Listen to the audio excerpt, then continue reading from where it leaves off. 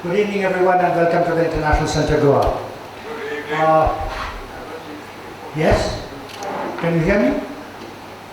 Loud and clear. Okay, perfect. Thank you. I would especially like to welcome for today's program two distinguished speakers, one from Delhi and one all the way from Oman. Welcome, sir. Welcome, Captain. Mr. Sanjeev Sanyal and Captain Saleh Said Muhammad Al-Jabri. I hope I pronounced that correctly. If not,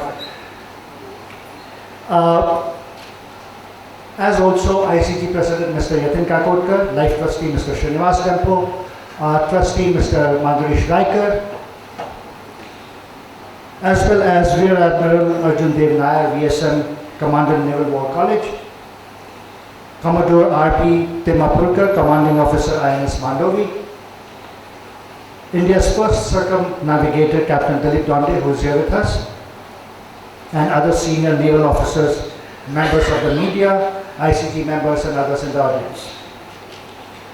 We are delighted to be hosting and co-organizing this program on the Stitch Ship project with the support of the Indian Council for Cultural Relations, ICCR. We are very, very thankful to them. But before we begin, I would like to quickly introduce and welcome our two speakers to the stage. Mr. Sanjeev Sanyal, sitting right here, is a member of the Prime Minister's Economic Advisory Council and was earlier the Principal Economic Advisor to the Finance Minister of India. He is also probably better known as a writer. He's a prolific writer, several best-selling books to his credit, including The Ocean of Churn, How the Indian Ocean Shaped Indian History. And the wonderful thing about the book is that there is a version for children. I did not know about that, which is fantastic.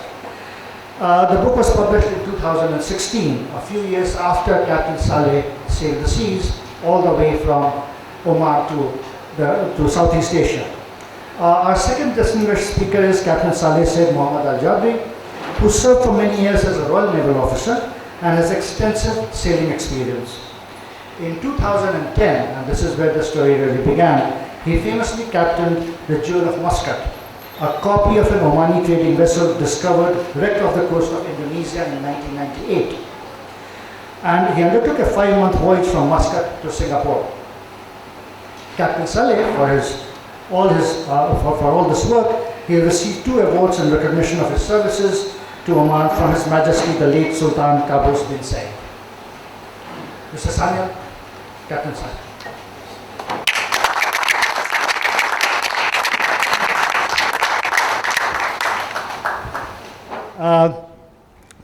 Today's program is organized as follows. Mr. Sanyal will first speak for about 30 minutes. Then it will be Captain Saleh's turn to speak for more or less the same time, 35 minutes. This will be followed by a Q&A session, which I'm happy to moderate. And let me tell you right now, your questions should not exceed about 45 seconds, and they should be questions. Thank you so much. Sanjeev. And let me say it's a real pleasure to be back here at ICG. I was here only a few months ago, so I hadn't expected to be here quite so soon, but Captain Saleh agreed to come to Goa for this project, and I thought this would be the best place for him to deliver a public lecture. And so thank you very much for accepting this idea to host this here. Now, the basic idea behind this Stitch ship is, as many of you are aware, of course, is that although India has this very large coastline, for a variety of reasons our self-image, in a sense, the way we tell our own stories, our own history, is very, very landlocked. This is not a problem for Oman, but it is a problem here in India. That for a variety of reasons, we have told our story in a very landlocked sort of way. That is sad because as not only do we have a very large coastline, we actually have one of the most interesting maritime histories in the world. We Indians have been sailing the Indian Ocean, and yes, we are the only country in the world which actually has an ocean named after us. We have been sailing the Indian Ocean for at least 5,000 years. So there is evidence, for example, of Indian mariners in the Middle East, including in Oman, going back to the Bronze Age. And We were there, at least in Oman, to trade in copper. And there are many Harappan artifacts like combs, weights and measures, beads, etc. All of these are, visible there in their museum. And then if you go to, the further into Bahrain and to Mesopotamia, now Iraq, there's lots of evidence of Indians everywhere. And this then continues through the subsequent history as well. And of course, everybody knows that there is enormous influence of India in Southeast Asia and all over East Asia. After all, the largest Hindu temple in the world is not in India, it's in Cambodia, the Angkor Wat. The largest Buddhist structure in the world is Borobudur in Java. So there's a lot of influence, and yet, as I said, very little of it is talked about in India in our historical conversations. So I have, of course, as you know, written books about this issue because I felt strongly enough about it and wrote a book called The Ocean of Churn. But somewhat later I thought, why don't we take that same idea forward and try and actually attempt to build a ship from ancient India? So this is what this is about. So what is this project about? Well, I'll give you in this presentation a historical perspective, some aim of the project, some of the earlier constructions, including the Jewel of Muscat, a little bit about the art of stitching ships, and then what we are planning to do with it. So, if you look at Indian sculptures, Indian texts, etc., you read a lot about ships. But it's not just a generic idea of ships. The ships that are depicted in our texts and in our sculptures and in our paintings from ancient times depict a very peculiar design. And if you look at the sculpture on the left, you can clearly see what it is. The point is that when these ships were built, they were not nailed together, but stitched together. Many foreign travelers to India commented on this. Our own texts talk about it. And then this was not just there in ancient times, but even during the Mughal times, you can see this technology. So you have a representation of a boat from the Babarnama, and again you can see clearly the stitching on the hull. So the idea here is really to revisit this technology and try and build a ship of that using this technology, of the stitching technology. Now, we don't quite know why exactly the stitching technology was used. We did, after all, have rust-free nails. And yes, we occasionally did build ships with nailed together. But there is this big preference for these stitch ships. And we also have mention in ancient texts like the Yukti Kalpataru, which is a 10th century text by Raja Bhoj, in which he mentions various kinds of ships. And of course, he mentions two types of ships. One is called the Samanya, or the ordinary, and then there are specialized ships called the Vishesha ships. It gives us some sense of what these ships were like in the descriptions. And as you can see, here is their length, breadth and height, just to give you some flavor of some of them. Now, some of these ships had cabins running in the entire length of the ship.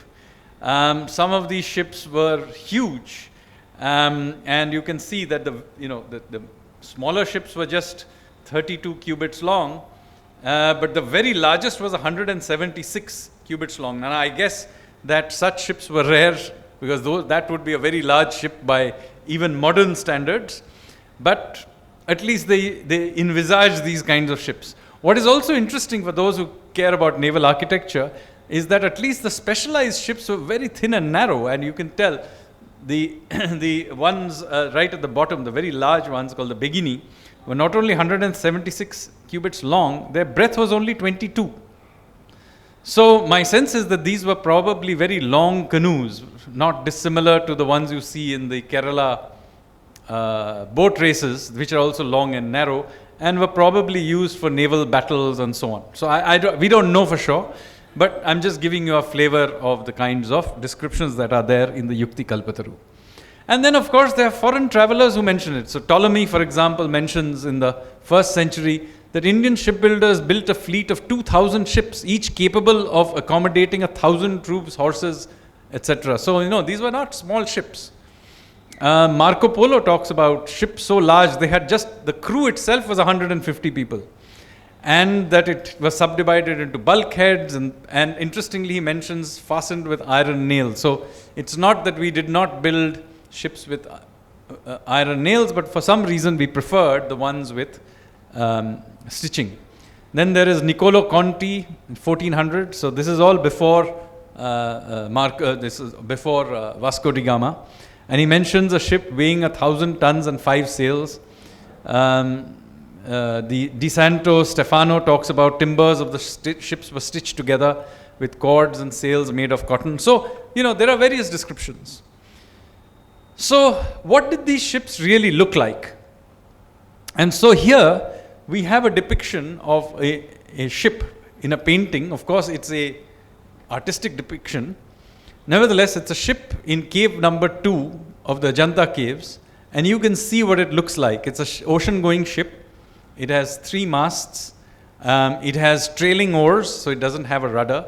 There's a person standing there. You can see, if you're close enough, you can see some of the pots carrying presumably water or something in it. So these are the kinds of ships that were there. And so we have these kinds of ships. Now the problem with all of this is that this exact technique has not survived for large ships at all. So for many generations, large ships have not been built by stitching together. To the extent this stitching technique has survived, it now survives for small fishing boats in Karnataka coast. So would you like to sit there? Then you can at least watch otherwise you are probably wondering what on earth I'm talking about.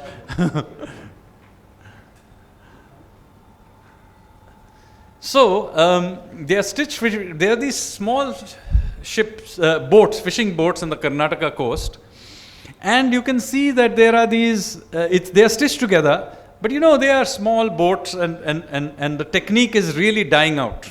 So there are now just a handful of artisans who know how to do this. They are dying out, and their children are not taking this up because, of course, now ships are made through modern techniques. So my idea was that before it completely disappears, let us at least use the last of the people to see if we can actually build an ancient ship using whatever is remembered of the technique. Many of these families still have sort of memories of building big ships, and many of them have passed down the knowledge, some of the rules of thumb, etc. But again, they'll all die out very, very quickly. So the aim of the project was reconstruction of ocean-going ship using ancient techniques, revive cultural memories of the Indian maritime history, get a sense of monsoons and so on, get a sense of pride in Indian heritage, and of course explore ancient sailing routes. Now we are not the first to do this. There are other projects like this. There was an attempt in the 80s, ship called the Sohar that was built. There was the Gyptis in 2013. There's Al Hiriri, a boat that has been built more recently. But of course, very famously, a ship was built called the Jewel of Muscat by Oman, which you will hear about a lot more later from Captain Saleh. But it's a reconstruction of a 9th, 10th century shipwreck in Indonesia. And so, and this too was a stitch ship. That is important because, as I will tell you, some of the people who helped construct them were from India, and we are utilizing them, particularly a shipwright called Babu Sankaran. So now you need to understand how to do the art of stitching these ships together. So first of all, what are the materials? So the way it is stitched together is using coir rope. It's the usual coir rope you see, except it is treated, and it is much stronger than the usual coir rope you buy in the market, but it is still the general same idea. There's coconut fiber, there are needles, of course, kudrus resin. This is a kind of gum that is used to then close the gaps, etc. Fish oil, which is used to dissolve the kudrus, So it really smells, and I have been assured that the smell goes away after a while, but I don't know, Captain Saleh can tell us whether the smell really goes away or not. And then of course red brick pigment. And this is how you go about it. So first of all, unlike the usual kinds of nailed ships, where you basically build a frame and nail the hull on it, here it goes the other way around. You actually build the hull first and you retrofit some sort of a light frame internally. So here it starts with a stern post, a keel and a stem post, and it is built around it. And you can see this construction. We are building this, as I said, in Goa, right here in Goa, in Diwar Island, at Hodi shipyard. And so this photo is from there. Then once you have done this, the game is to then begin to put the things together. So the way the planks for the hull are done is that you take the planks, which are obviously straight, but you have to then curve them. How do you curve them? Basically, they are put into a steaming chamber and they are steamed, so the fibers become loose. And then they are pulled out, and as soon as you can, before it cools down, you have about a minute or so to then kind of twist it in the direction you want, and then hold it to again cool down into the new shape. So here is a video of what this happens when you do this. Let me see if it works.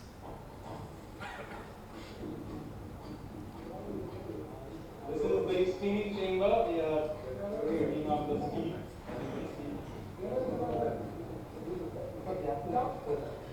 These are the planks getting pulled out after it's steamed.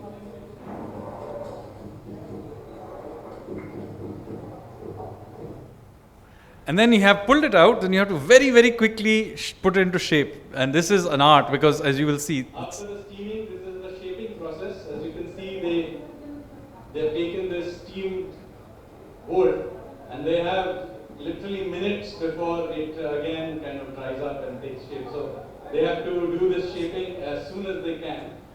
So it's being bent, as you can see, and then weights and other things are used. And mind you, this is being done completely by rule of thumb. It's not like hard measuring that's going on. So it really depends on the judgment that Babu Sankaran has on how much to do and not to do. And if you do it incorrectly, then you are really stuck with a misshapen wood. Oops, hang on. Let me go to the next one. Now, after you've got the outer shell, you then begin to put the frame in. And then you can see how the stitching together of these is done. So there are these parallel holes along the two planks, and rope is taken through, and there is a wadding between the two planks, and it is the stitching is done in this way. And I'll show you some more. And then once the stitching is done, the kudrus resin is applied between the planks in order to fill in the gaps. So that's necessary. So that resin is what is used. And note that the stitching is not done back and forth only. It is back, forth, X, and then back, forth, X, and so on. And after that, the frame is stitched back on. So this is where the frame is put in. It's important to know that there is a frame, but it's a much lighter frame that is retrospectively put inside. And then some stem posts and stern posts are stitched into the keel so that, again, it has a hard shape. And you can see how the stitching holes are then filled with plugs. Putty is applied, coating again with fish oil on the inside and outside. Now, how are we going about this particular project? Well, in order to get it going, we got a funding from the Ministry of Culture, and the Indian Navy very kindly has agreed to oversee the project. So this ship eventually is going to be an Indian Navy ship. And of course, we have help from the Ministry of External Affairs, because we'll be sailing this hopefully to other countries. So we'll need their help. And of course, we will need the help of the Ministry of Shipping, particularly DG Shipping, for registration and making many exemptions that they have to make, because obviously this will not fall into any of the modern requirements of safety that would normally be required for a ship. So, design inspiration, I showed you the photograph of the Ajanta painting. This is the schematic drawing sketch of the Ajanta ship painting, so that you have a sense of what this 4th, 5th century ocean-going ship looked like. As you can see, it has got 3 masts. It has got trailing oars. It does not have a rudder. It has a foresail as well. And of course, the hull, as I told you, is stitched, so it is a bit flexible. So now taking this, what we have then done is converted it into a concept design and line drawings. So this is what we are actually attempting to build. That was obviously an artistic depiction. And we decided to go with only 2 masts, not 3, becoming too crowded for the size that we were looking at. It will still have a foresail, so 3 sails. As you can see, it will also have trailing oars. And and here are the dimensions. The length will be, now we have increased it to 21 meters. Hemant, you need to update that in the slide. And then the breadth is 6.5, depth is 3.34, weight approximately 51 tons, and a crew of about 15. Here are further line drawings so that you get a sense of how this goes about.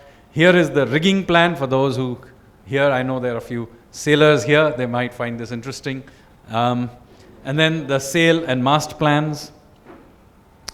And here is how the stitching is done. As I told you, it goes up, down, cross, up, down, cross. The framing plan.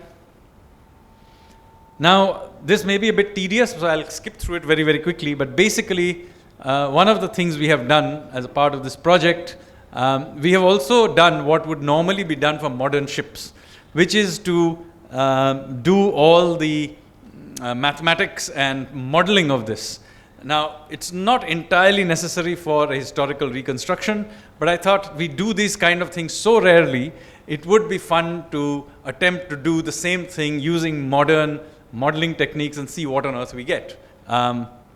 So that you know, the flow dynamics around the ship is 3 kinds. You have the potential flow, the thin boundary layer, and the viscous flow. So the potential flow is, of course, the wave and wave resistance that the ship gets. The thin boundary flow is the friction between the skin friction resistance. And then there's the viscous flow is the wave effects, the viscous pressures. And these all get into the Navier-Stokes equations. I'm not going to bore the general audience with it, but basically all of this comes into fluid flow dynamics. These are standard fluid flow dynamics, Navier-Stokes equations, which take into account essentially work for any Newtonian incompressible fluids.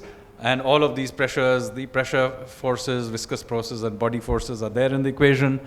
And it takes into account various interactions, up and down, sideways, forward, back, which are the linear motions. And then the 3 rotational motions, up and, heave, sway, etc. And so there are various 6 different dimensions of movement are taken into account. With that, this is then converted into a 3D model of a hull form. This is what it looks like, and then the computational flow dynamics modeling is done on this. This is interestingly not just done for the whole ship just as a piece, but you do it literally for every small part of it. It's called meshing. So you solve this equation for every small segment. Now, it clearly would not have been possible without modern computers. I can't imagine Hemant sitting with a pencil and paper trying to work all of this out. In case you're wondering who Hemant is, he is in the Navy. He is a naval architect, and he's my partner in crime in all of this. So then we then do the free surface wave patterns that have to be done, and so forces on the hull that we work out. Here are some of the initial tests we did, and this is the scale down model that we have created. This is the stitch ship, and now basically that's a photograph of Hemant in the middle, trying to make the small model of this. And then we are testing this in IIT Madras. We have done 1 round of testing, but just so that you get a sense of what this is about. Here is what it looks like.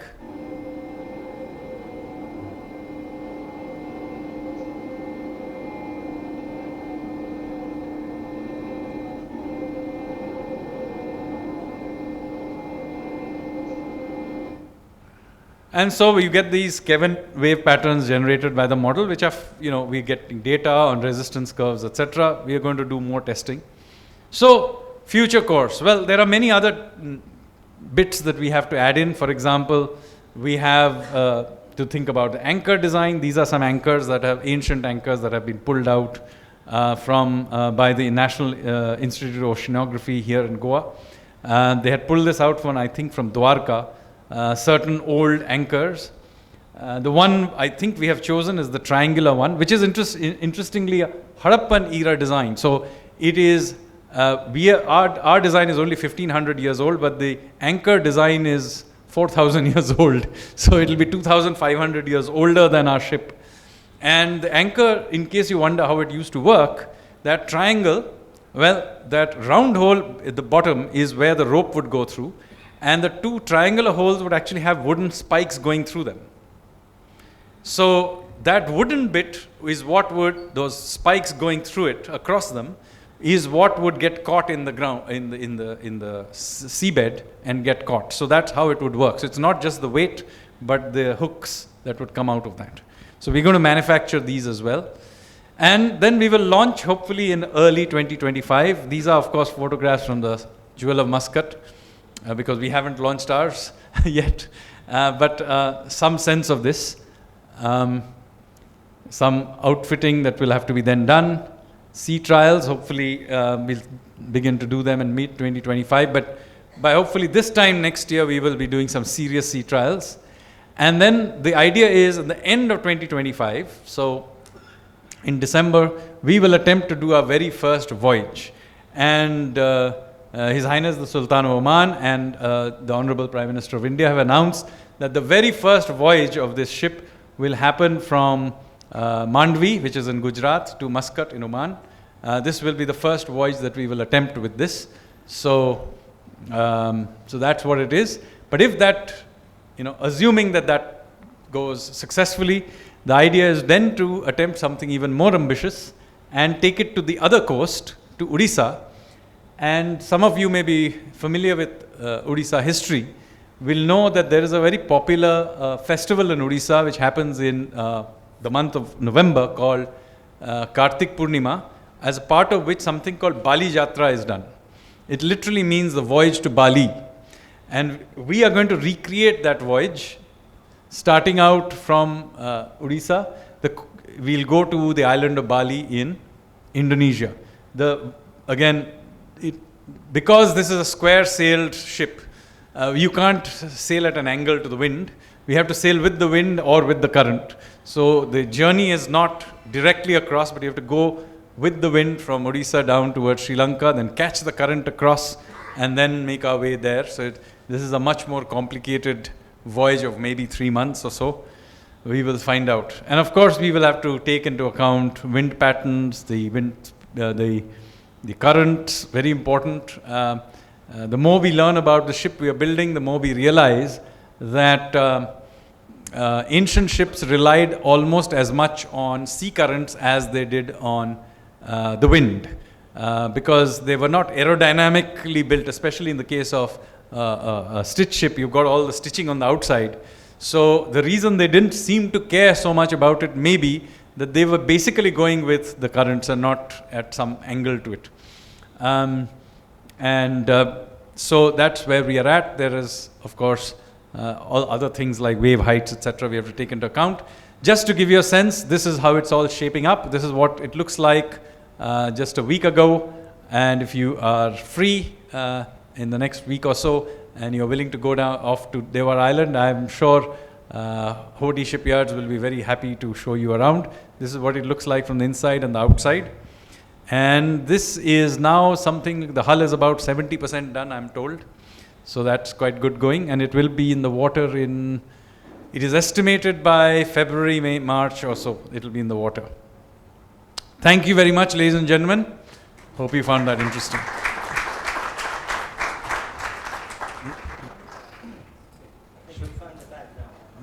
He has found the bag. Ooh.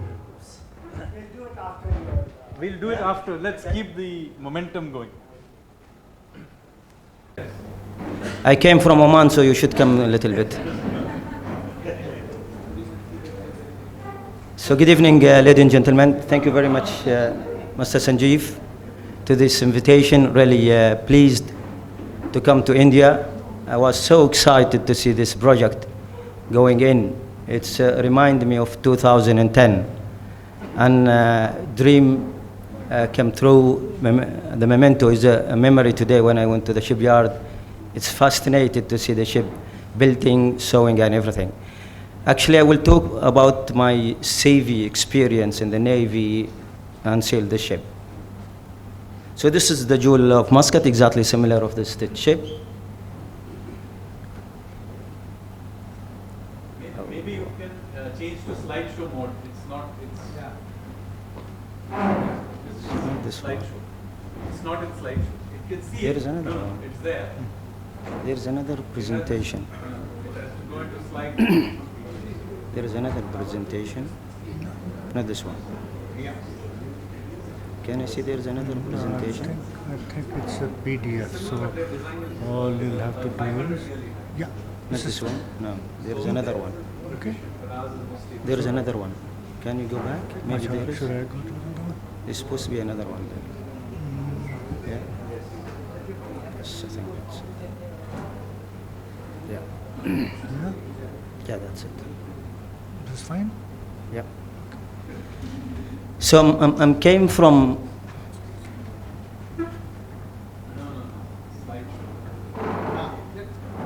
I came from small village called Haramal in heart of Muscat, and my grandfather is a fisherman and sailor as well. Usually they sail dhows from Arabia Peninsula. So my dream was when I went earliest with dad and with granddad to be join the Navy, Royal Navy of Oman.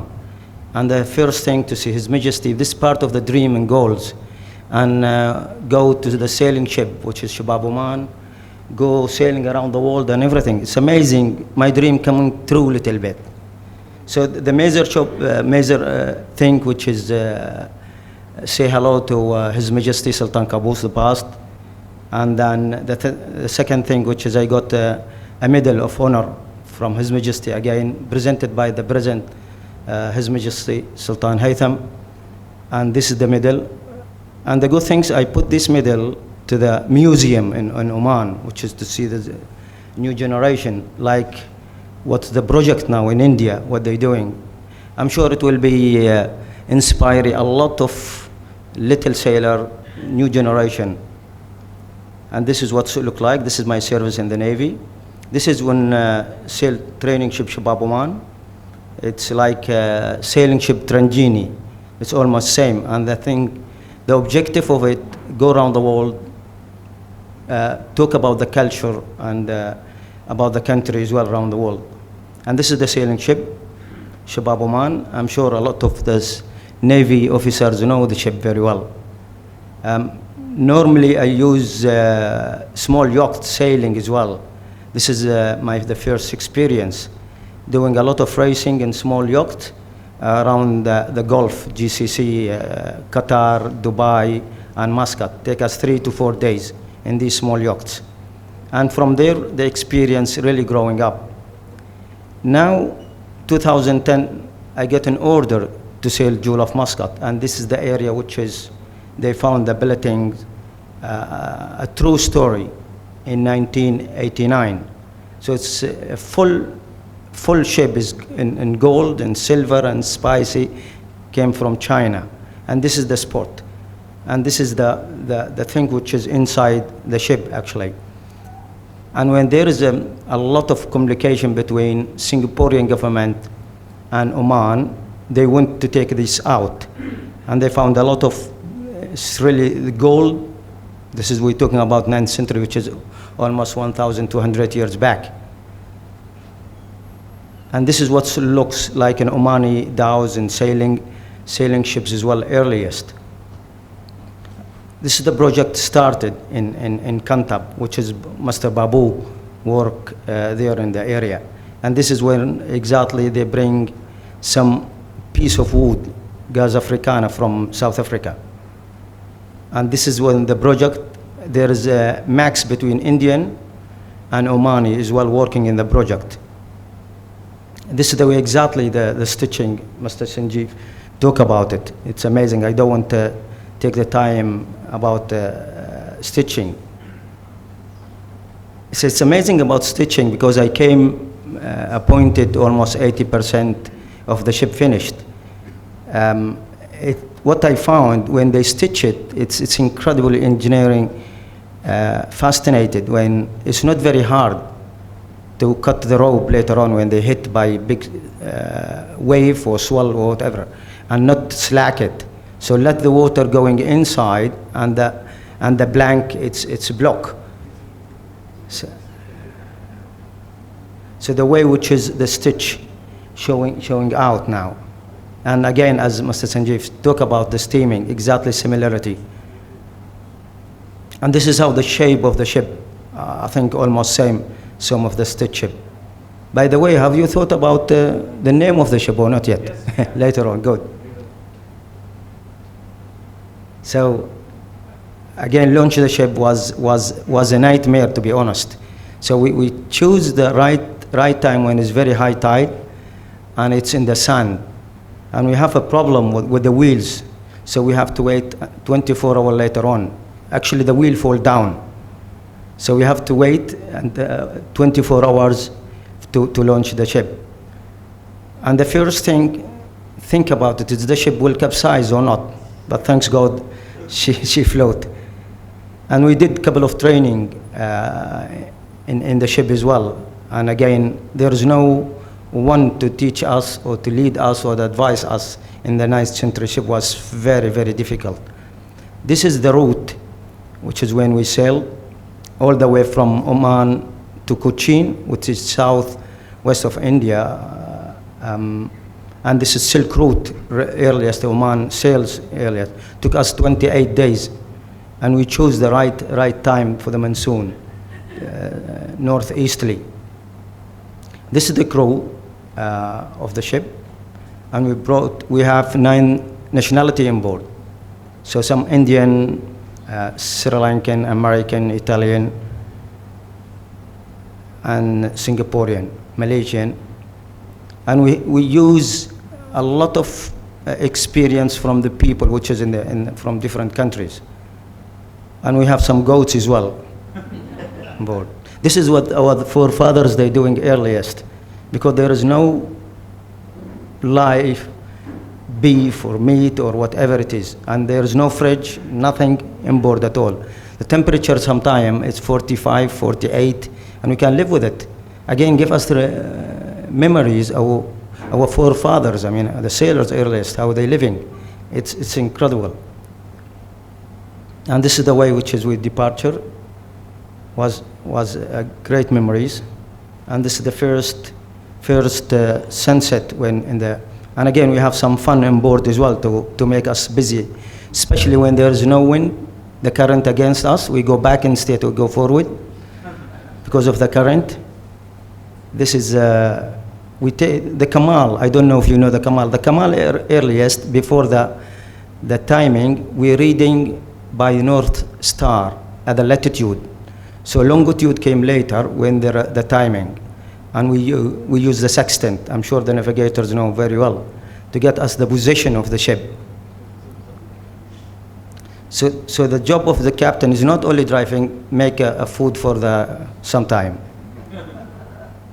So this is basically our kitchen. It's a meter by 80 centi, and especially when we hit by a squall, strong wind, rain, we cannot cook, so we can stay for 2 or 1.5 days without any food. This is the first day when we had fantastic, great food in Cochin when we arrived in India. We celebrate as well. This is give us more motivate with the crew actually. We had some time in Cochin. We took all the mast out. We prepared it for the southwesterly monsoon, and we stay almost 2 to 3 weeks or even more to take the ship all out and scrub it. And we put a lot of fish oil and citrus, more technical stuff. Sail the ship as well. See the mast. We put all the things out and we put it back again. And this is a lot of stuff. It's been rested with the stone. This is the weight of the ship as well. It's been salted by, and then all these bags has been smashed. I'm sure this is the project manager, is Mr. Tom, was stay here. He didn't unfortunately sail with us to the last leg from Malaysia to Singapore. This is Eric, if you know Eric. Some of the guys was in the cyclone as well, because we hit by cyclone, 120, 125 kilometer per hour, the wind speed. And it's amazing. You can see the lightning. I never seen something like this, like action films in the front of you. I was only that away from the rudder, and telling my guy who's in the ladder, I said, come up like 2-3 degrees up to go more away from the cyclone. And he cannot hear me because of the strength of the wind. And of course, we work like a teamwork. And this is the life on board inside. It's wet, it's leaking, it's everything. But again, this is the way we have to live in it. I think this is the moderate stuff. But if we go back 100 years, it's people struggling early. This is when we crack the mast. And it's amazing. I think captain here or shipyard guy. As a captain, I'm always watching the mast and spinning like 2 to 3 degrees like this. And when I heard about it, it's natural actually. So take the spin of the wind out. And I thought it's not very good, but I'll notice later on. This is the stern sail. We have the different kind of sail. So we have storm sail. I just mentioned to Mr. Sanjeev earliest, the ship, like when a storm or strong wind, go to the wind. So it changed to the 180 degrees. And I noticed later on, I have to put the sail by whatever speed of the wind. So we have storm sail. In that speed of the wind, 120, 125, we put storm sail, and she sails smoothly. So this is when we arrived Sri Lanka. We changed the mast. We had a couple of party, couple of coconut drinking, and we went to change the mast because it's break. And thanks God we found exactly 2 trees, exactly same, 20 meters. So we shaved them, straight away we put them to the ship. It's a big project actually, and everybody work as a team. And this is when we hit by southwest monsoon. We already spent some time late here in Cochin. By the time we hit by the monsoon, and straight after 3-4 days, we hit by the cyclone. So this is the life on board when it's the cyclone. It's cold. It's not that cold actually, but it was wet, and the ship is full of water. So everybody, we have a pump. Every sailor duty take 600 to 800 liters every day out of water by his hand pumping. I'm very weak. I did only 400. I'm the weakest one. So this is the life inside. So we have to trap really the sail, because if the sail get a lot of water, it will spoil straight away. So this is what need a lot of training. We haven't got much training because the northeasterly started already from Muscat.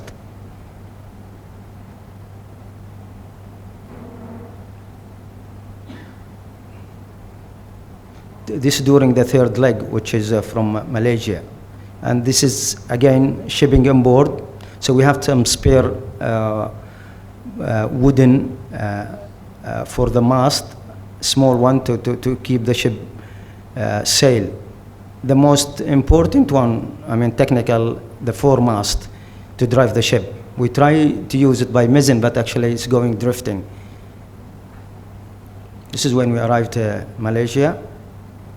Again, some crew, not a crew is changed, but some people, we changed that. We did not a lot of maintenance, but a little bit of maintenance. And this is the life on board as well, growing stuff. And every port we had, like few days, completely maintenance what we had of the problem. And we took a lot of water again, and we have some sailors with us as well. We found them on board because I found some rope is being cut actually, and I said there is no wave, there is nothing. In the end, we found little visitor with us all the way.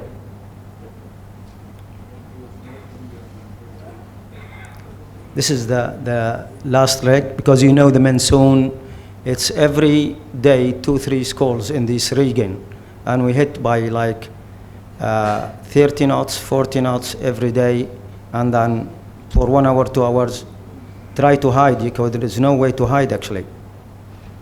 And Malacca Strait, you're seeing all these massive ships, containers coming from the Far East.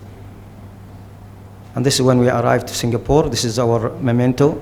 This is the way which is sleep on board. It's not in 5-star hotel, like a captain now. So this is the way which is we're living actually on board. It's an incredible experience.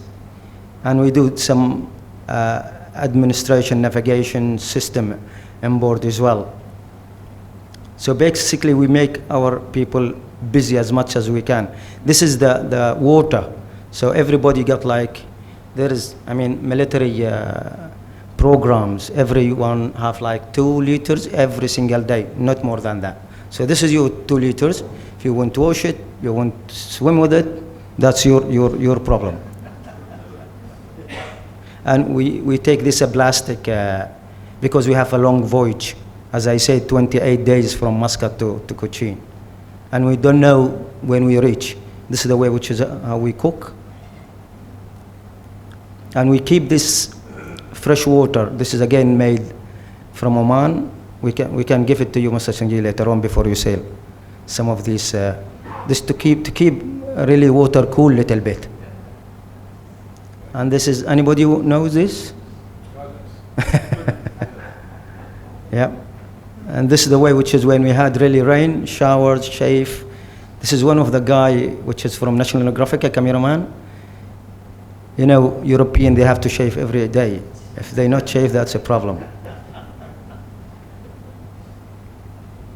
So we have to wait for the rain to get really fresh shower. Normally, when we calm sea, we jump to the sea and come back. Yeah, we have some fun as well on board to keep us busy. Fishing, but unfortunately we cannot fish. We cannot caught the fish because we are very slow, very slow. 2 knots, 1.5 knots, 3 knots max. We did 7 knots when we hit by the cyclone. This is our best. Of course, we have our duty on board as well. This we do a match race with this new yacht. But almost the technical stuff almost same, but of course they are very fast of us. But the shape of the sail, the shape of their sail, it's almost exactly same. I mean, when you go back to the 9th century. We did a lot of navigation trials on board. On the top of that, we have live chicken as well on board. By the time we almost cross Indian Ocean, they got long wings, the chicken, and they fly away, and unfortunately the chickens never fly. Okay, so they fly for maybe 100 meters, and they land in the oceans for the fish. This is the Kamal. This is different size. Okay, this is more technical stuff, and I'm not going to talk about it now. This is the different shape as well of the sail, because to give a chance to we call it soldier wind, as Mr. Sanjeev said, is always sail with the wind. Okay, to give a chance to the forward mast to catch wind. So we have to change the technical sails in different angle. We put a camera in the top of the mast actually to show how it looks. And when we come back, we build this small boat, we call them Samboj, to teach new generations how they can really rekindle maritime and heritage. And this is what's now His Majesty announced in 2008 we built this Oman sail, and we have 3 sailing schools around the coast of Oman. And the goals is to teach Omani new children. So this is, I'm sure, this little cadet, they sail this small Cuba. And we have some, again, as I seen earlier, the kids visiting the like a museum we did in the workshop. This is Master Babu, you can see them. And this is when we arrived, the president of Singapore. Oh, it's gone back. So, Video as well. yeah, and there is a video. Actually, this is, I want to be fast because I don't want you bored. And more technical, Mr. Sanjeev talk about it. And there is a little film about it.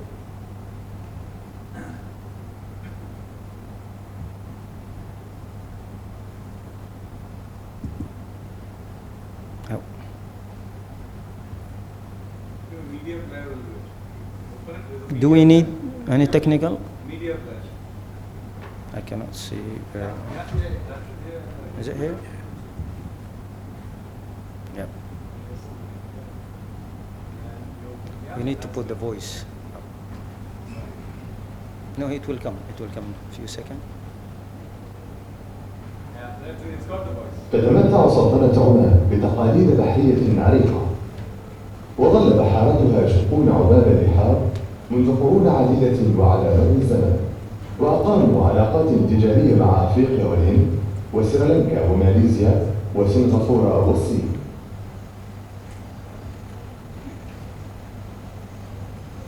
واليوم بدأ هذا التراث العظيم يولد من جديد بجوهرة مسقط التي بنيت بنفس الطريقة التي كانت تستخدم منذ أكثر من 1000 سنة. البحارة العمانيون يتبعون نفس الطرق التجارية القديمة التي سلكها الأجداد منذ قرون عديدة. إن هذا المشروع الجديد يحافظ على مهارات الأجداد ويحيي التقاليد العريقة.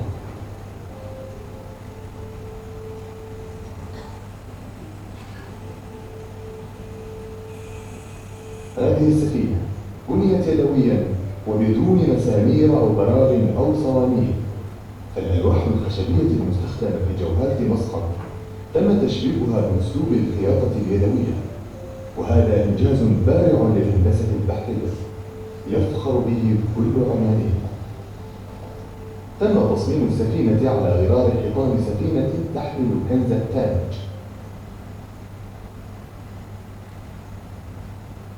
وكان قد تم اكتشافها في عام 1998 للميلاد، وقد عثر وسط أطلالها على مجموعة من 60,000 قطعة من الفخار والبورسلين كانت سنغافورة قد اشترتها.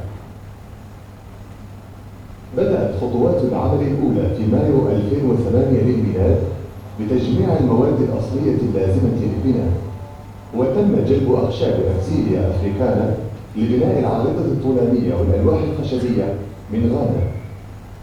كما تم جلب ألياف جوز الهند لصنع الحبال والنسيج المستخدم في عملية التشبيك من زنجبار والهند. أما خشب الستر الذي يستخدم في صنع أطر السفينة فقد جاء من الصلبة. يتجمع فريق دولي من علماء الآثار ومن المتخصصين في صنع الحبال والنجارين في قلبة بالقرب من مسقط للعمل جنبا إلى جنب مع النجارين العمانيين بقية المحافظة على التراث العماني.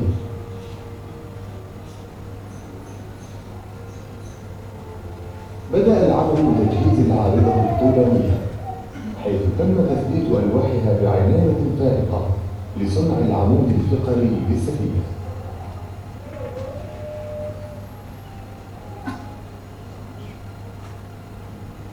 ثم ينبغي على فريق العمل ثني الألواح الخشبية لكي تأخذ الشكل المناسب.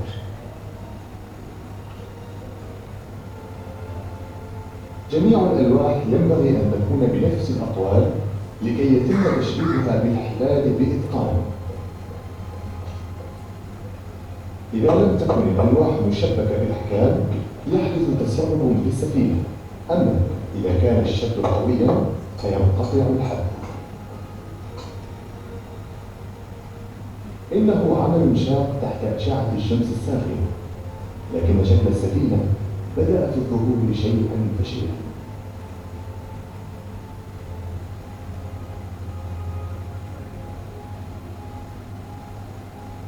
لقد حظي مشروع جوهرة مصقع باهتمام عالمي واسع، فهو مشروع مشترك بين سلطنة عمان وسنغافورة، وقد قام فخامة الرئيس السنغافوري SR ناثان بزيارة ساحة البناء في مارس 2009 للميلاد. ومع ارتفاع قامة السفينة على الشاطئ يزداد جمالها من الداخل والخارج.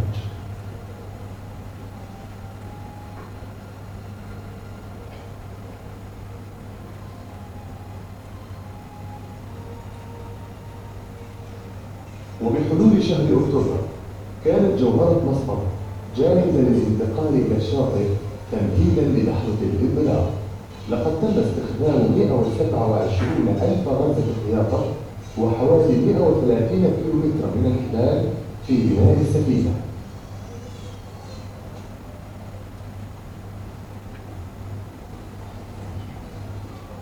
لقد كان الجميع في سباق مع الزمن والمال، وقد تم وضع الأجزاء الأخيرة من المسمار في وقت متأخر من الليل.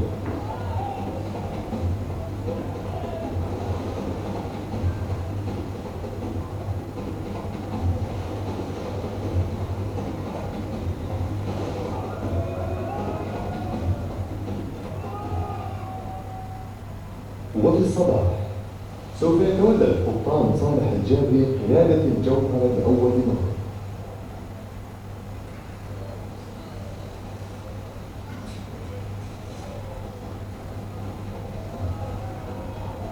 لقد أتى عشرات الأشخاص للمساعدة، وبعد جهد ضخم انزلقت جوهرة مسقط إلى البحر.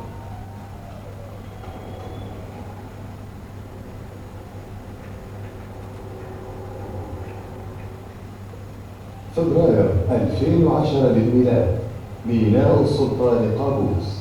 إنها لحظة وداع مفعمة بالعواطف لدى بدء جوهرة مسقط رحلتها الطويلة إلى الشرق، مقتفية طرق التجارة القديمة.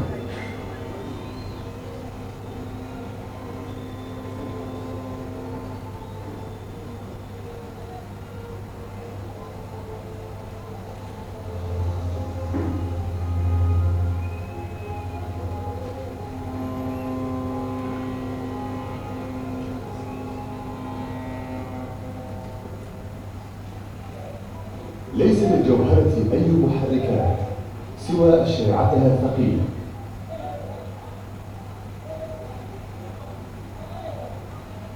أما الأحوال المعيشية فوق سطح الجوهرة فهي صعبة، مهن بسيطة وأسرة بدائية للنوم ونوبات مراقبة متواصلة كل 4 ساعات على مدى 5 أشهر تقريبا.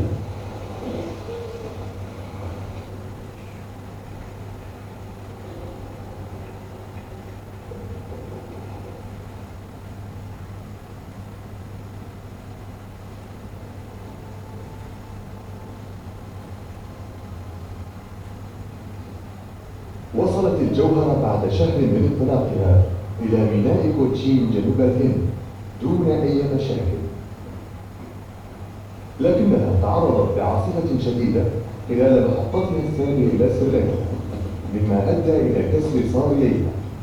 وبعد عملية بحث حثيثة تم العثور على شجرتين ضخمتين من الساج، وتم قطعهما وتشكيلهما وتركيبهما في موعد انطلاق المحطة التالية.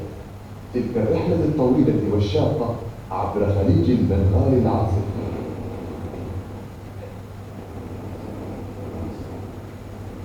وعلى الرغم من الرياح الموسمية العاتية تسجل الجوهرة سرعات قياسية، إلا أنه من الصعب على الطاقم توجيه السفينة وسط أمواج متراكمة. انكسر الصال السفلي خلال أحد الزوابع،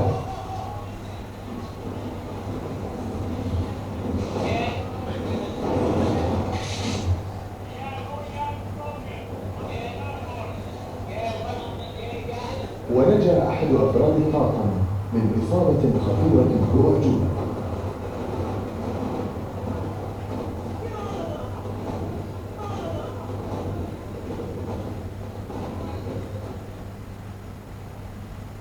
لكن القبطان صالح استطاع قيادة السفينة والوصول بها إلى ماليزيا بسلامة بال.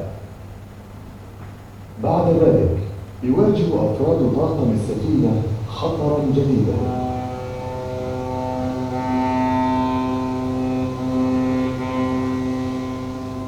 وهو الإبحار وسط مضيق ملقا المزدحم، حيث أن هناك إمكانية الاصطدام بسفن الشحن العملاقة.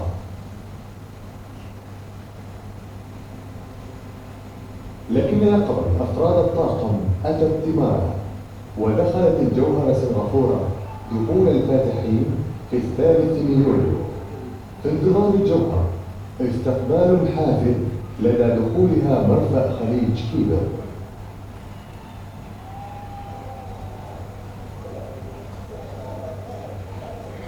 فخامة الرئيس السنغافوري SR يتسلم الجوهرة كهدية من سلطنة عمان بالنيابة عن الشعب السنغافوري، وستكون الجوهرة القطعة الرئيسية في المتحف البحري التجريبي الجديد، وستظل علامة خالدة للصداقة بين البلدين والعلاقات الإيجابية التي تربط دول المحيط الهندي. وستظل جوهرة مصر رمزا بارزا لعظمة التاريخ البحري العماني، وتجسيدا آخر لرؤية حضرة صاحب الجلالة السلطان قابوس بن سعيد المعظم في جعل سلطنة عمان بلدا صديقا لكافة الدول والشعوب.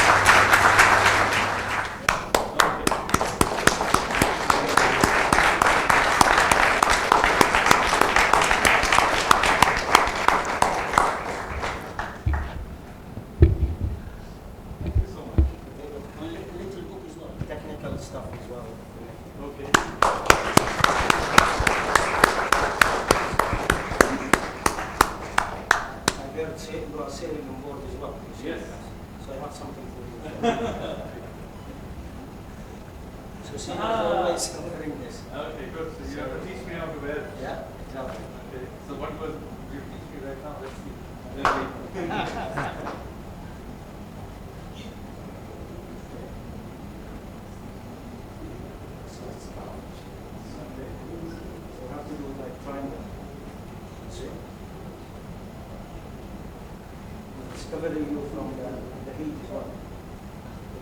Have to go all the way like this.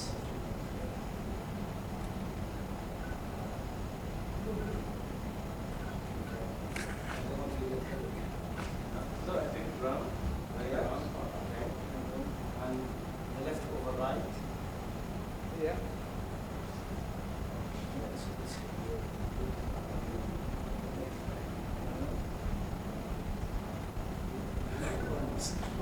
Almost there. Good. All right.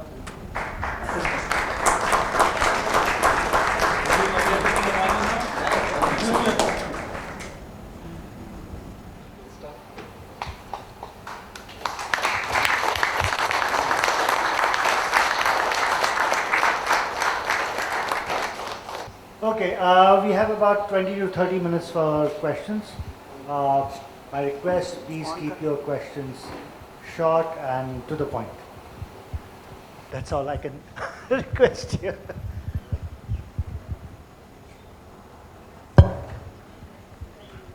So anybody has questions? Come on. Hello. Hello. I believe there's an Indian audience who doesn't Yeah. have questions.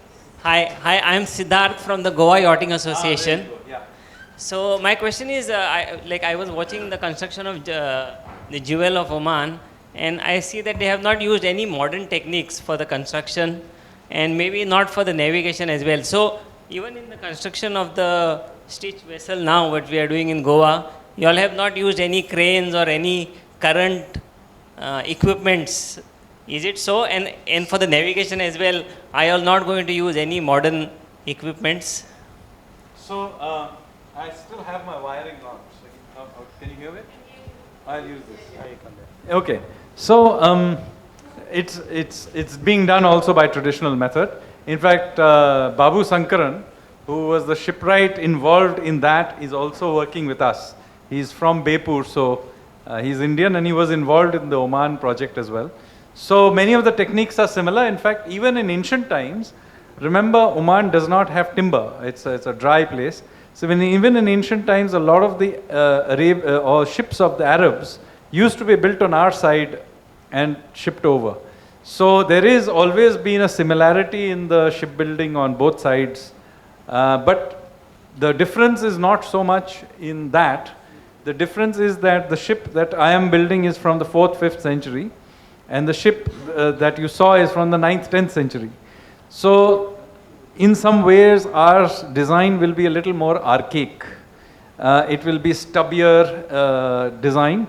The jewel of Muscat was sort of a thinner going out like that. Ours will be more bowl-like, which makes it more stable but again slower. But from at least the depictions and the one we use, particularly in the case of the Ajanta painting, it appears they had a more bottom-heavy design than is the case 500 years later. So we have gone with that. We'll see how it goes. So there will be some difference in design because of the time period. My second question was the navigation. When you all are going to sail, are you all going to use any modern techniques? So this is some matter of debate still. Obviously we have some examples from them. We did dig up, by the way, a Kachi manual, which is from the 14th century, and it was translated, Prime Minister Modi, when he was Chief Minister, had got it translated. The problem is, at least I could not make head or tail of it. I handed it to the Navy. They're still trying to work out how to use whatever they were doing. It's more like a logbook, but it's very difficult to interpret what they're actually doing. So it's possible we may use some of these older techniques, but of course for emergency purposes we will carry GPS and other things. Yes. Can I put in the Yeah, if you can, Captain Saleh will answer that as well. I mean, even Jewel of Muscat, we took like an emergency situation, like a GPS, and then the route of sailing in same time. But although we use the sextant and Kamal, and I'm sure all officers, Navy officers, they use exactly similarity. Thank you. Hello, I'm Manish Chandy. You actually partly answered my question actually. One is that you have Kettuvallams being constructed in Kerala even now.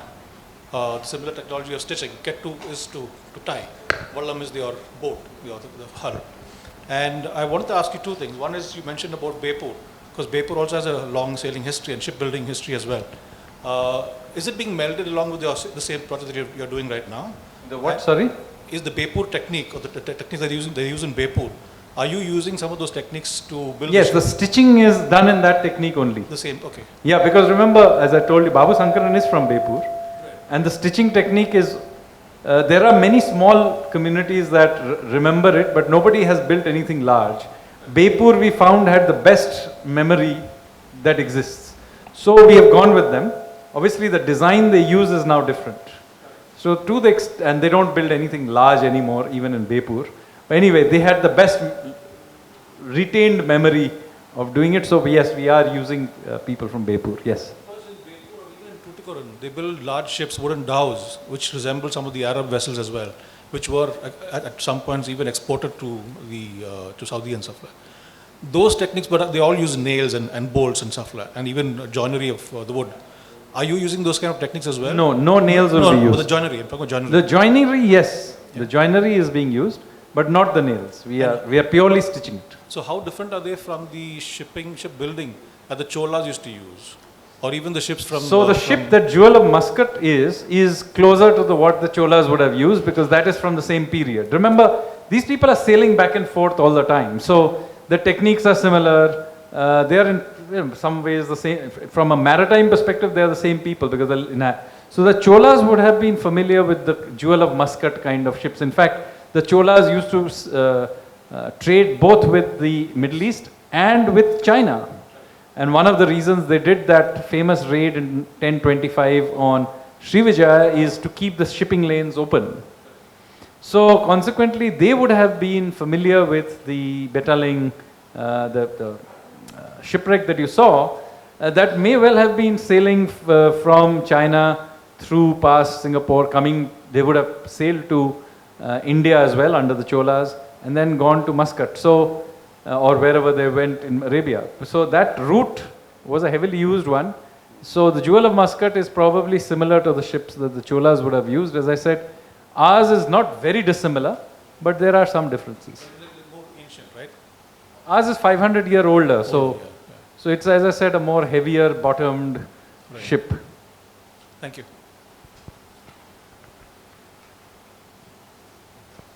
One simple thing which I would like to ask, if you can get somebody a mic.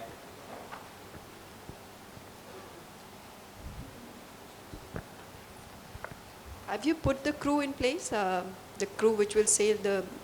So it is being put together. This is something the Indian Navy is looking at, yes. It will need about 15 people. In fact, we are using, the Indian Navy is very kindly assisting, and the training of that group will be done, yeah. And will it be a mix of nationals? Different No, we are nationals? going to go with only Indians to start with the first round. Once we are more confident on what on earth we are doing, then we shall, then we will attempt other things. Right now we are just going with a purely Indian crew for this round. And what is the major learnings that you have taken from the Jewel?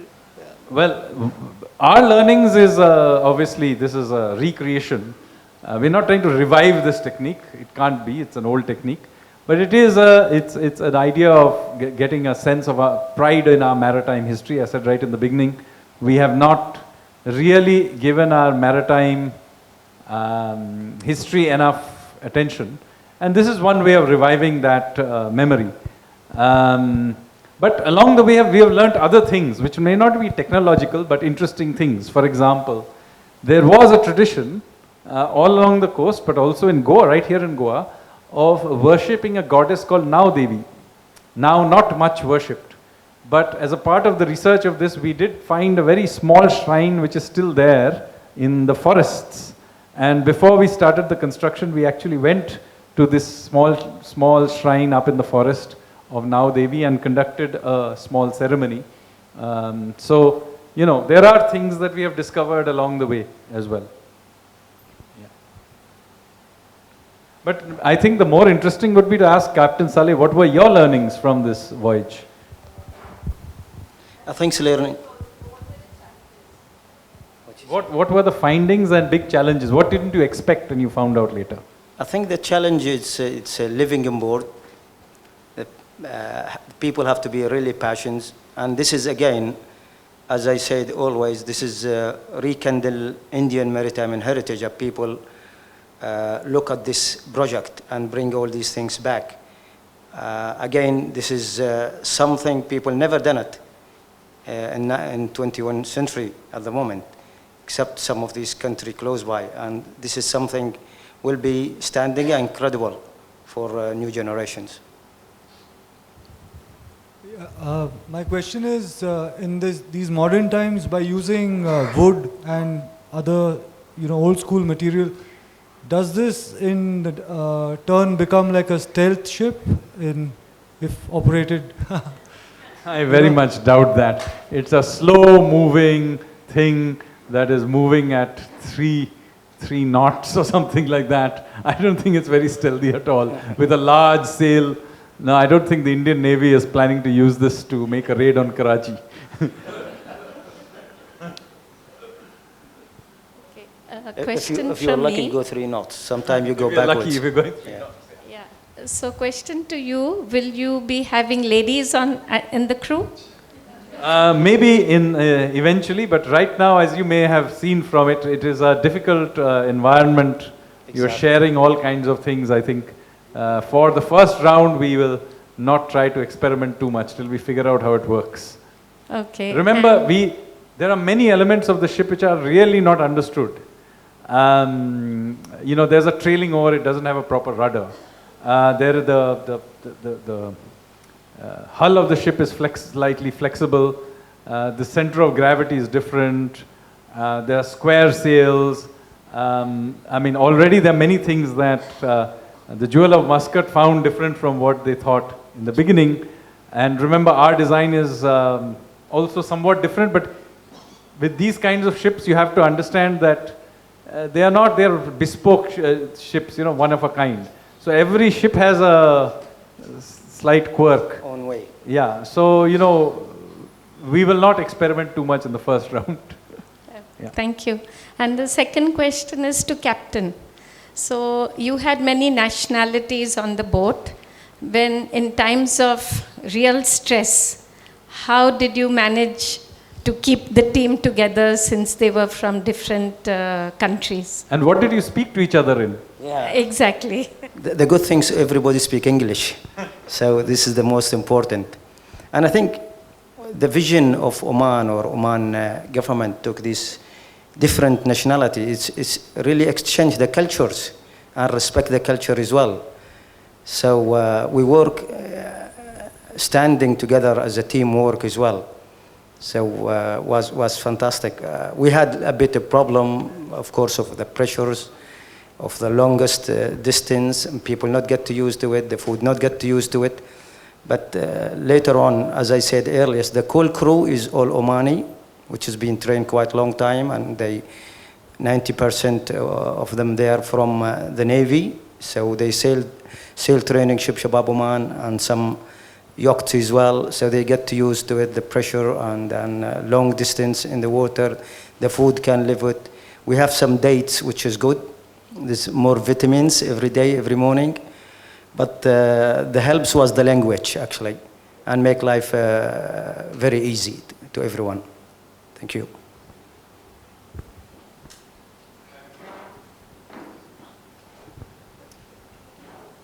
Thank you very much for those fascinating talks. My question is to Mr. Sanyal.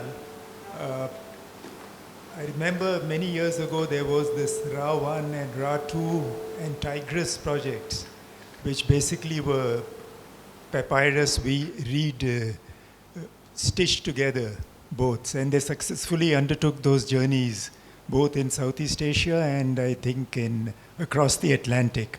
Are there any parallels between that project and your projects? No, there was a project of reed ships being built. In fact, Oman attempted one at some point as well. Yes. And those reed ships sank. So I have done some research in this. There is a school of historians who think that Harappan ships, the very early Bronze Age ships, were reed ships crossing. I personally think that that is not the case.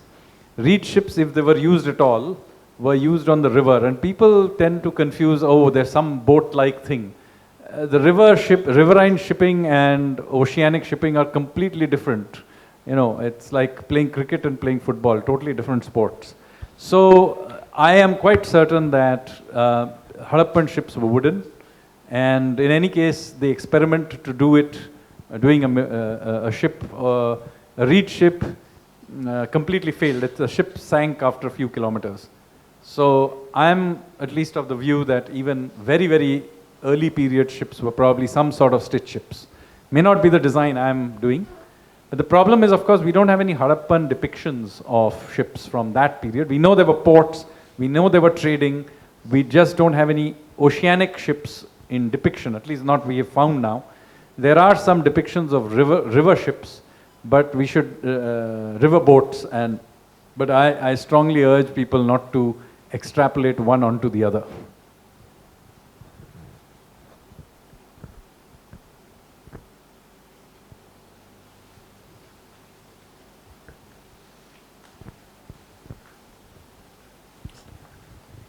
Thank you both. It was really, really wonderful listening to both of you.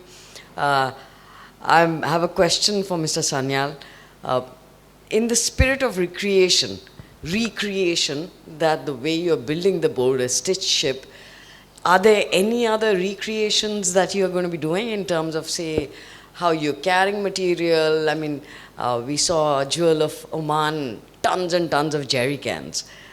You know, how was water carried earlier for? So we know that because we have pots that Ajanta painting has pots in it.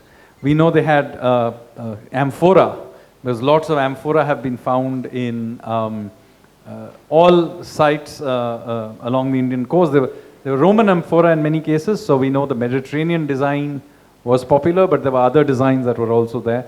So we actually know what the pottery looked like. That we actually do. But we will cheat and use jerry cans. It's going to be difficult enough. We are also not going to use naked flames because remember, they didn't have electricity.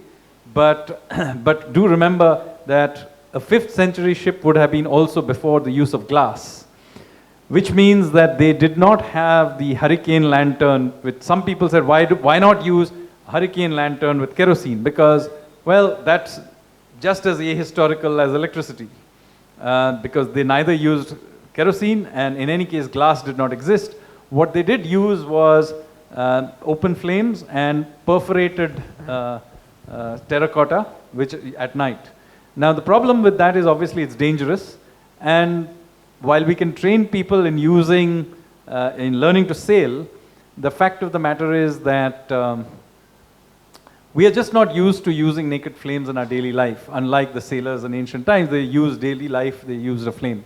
So we are just not naturally comfortable with it that they may have been. And anyway, it's a wooden ship and dangerous. So we will have no choice, so we will use some sort of a electricity battery type thing for light at night. There is another reason why we need to use it, is because unlike the ancients, we do not have the danger of having a large oil tanker or something smashing through us. So we will need to have at night lights blinking at the top of our sails so that people can see us. So anyway, since we're going to break the rules on this. On creature comforts. So yeah, on this electricity issue. Safety, we are not going to attempt to do something. So creature comforts is not the issue, that we will. No compromise. No compromise, but on safety we will compromise, because I think electricity is possibly, I think you used electricity as well, right? Yes, with the battery, for the safety, machine of safety, especially for the navigation lights and all these things. Because in this region, it's thousands of thousands ships crossing around, so part of the nation's safety, you have to get the rules right to your ship. Thank you. Is there any possibility Quick. of using solar on the mast? Sorry? Solar on the mast, no, this is going to get flung around much more. Once we understand how it works, maybe in the next round we will attempt all this. The first round we will try and do it as minimalist as possible. No other distraction. Yeah, sorry. Just apologies. How does one visit the shipyard in Diwar? Can one just Right get there? behind you is the person who runs the shipyard, and he will tell you how to get there. It's on Fabulous. Diwar Island, yeah. And how does one stay updated on this project? It's a fascinating project. So I occasionally tweeted on it, but we will name it in a few months' time, and then I am hoping to give it its own X handle, and we will put stuff on it. Okay, one last question. So you have used about 130 kilometers of steel for Yes. stitching. Yeah. Does it need any special effect, chemical treatment or something to protect it from the salty air? Yes, we use. Yeah, we use goat's fat. Goat's fat. Goat fat. Yeah, to stop and prevent the holes and stop water going inside, and works fantastic. It works really very well. So we are using a different system. We are using instead, in the Indian case, we are using coconut oil, and then using it over and over again, and basically it's put in salt water, taken out again, and so it's seasoned repeatedly. In 16th century, similar stitched boats used to come to Goa, especially to take spices and rice. And when they were there, they used to be painted with cashew kernel oil to protect it from the sun. salty. So it is specially Goan made.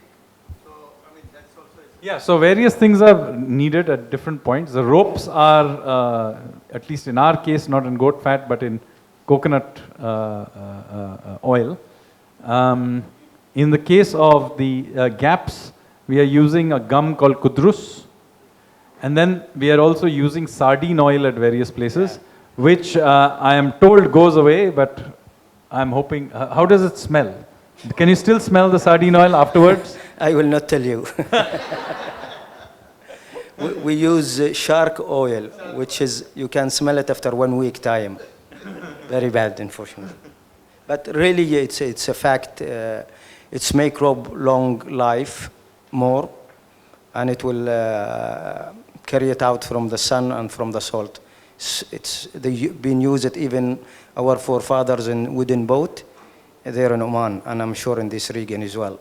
It's great, but smell it's very bad.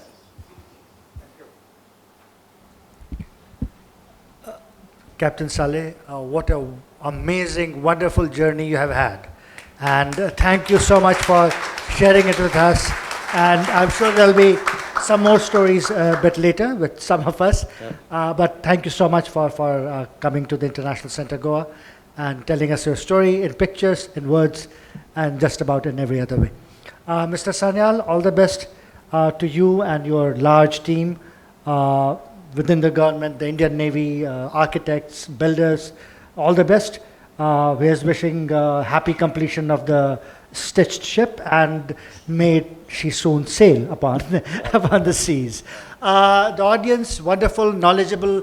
Perhaps the showers prevented some of them, discouraged some people from joining us here, but nevertheless, thank you for being with us.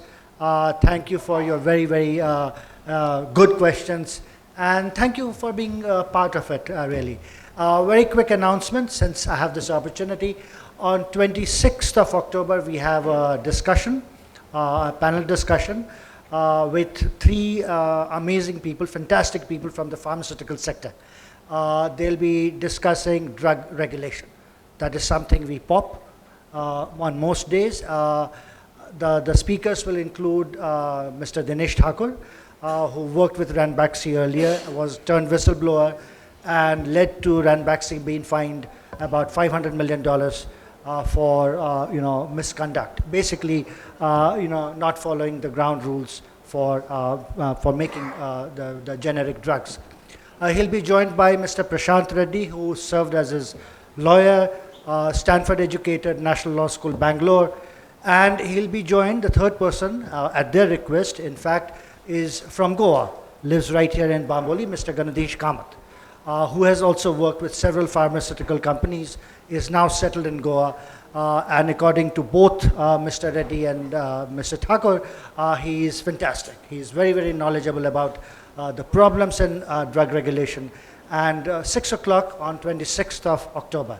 It's not a happy topic to be attending, but it's a great one. And thank you all once again.